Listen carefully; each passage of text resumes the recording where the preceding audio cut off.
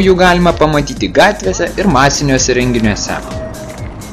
Mes ne ta kategorija jaunimo, kuris sėdi ir gliaudį sėmkas atsisėdė. Mes labiau aktyvistai lošiam hokėjus, su dviračiais varinėjam, žiemą ant ledo lakstom.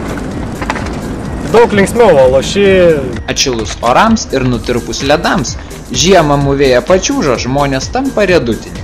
Vis populiaresnis darosi ir ritulys su riedučiais. Vietoje kamuoliuko riedutininkai naudoja pusės litro talpos plastmasinį butelį. Mušinėja jį su ledo rituliu lazdomis. Turi pasidarę vartus ir žaidžia pagal taisykles. O šiaip panašiai kaip ledo rituliai čionai. Baudos minučių niekas negauna, draugiškai lošimo.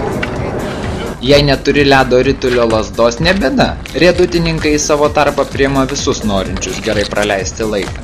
Prie mūsų gali prisijungti absoliučiai bet kas. Ten nesvarbu jaunas, senas, svarbu turėti riedučius, lazdą kaip nors parūpinsim. Bendraminčių vis daugėja ir kad informacija galėtų pasiekti visi norintys, ji talpinama internete. www.riedek.lt. Tenais yra mūsų tinklapis, jis yra visos Lietuvos tinklapis, ten atskiria informacija apie Kauną, atskiria informacija apie Vilnių. Kol kas esam tik tai Vilnius, Kaunas, tokie kaip ir susibičiuliavę, susidraugavę, kiti miestai ten irgi yra prisijungę, bet dar bent jau akyse jų nematėm.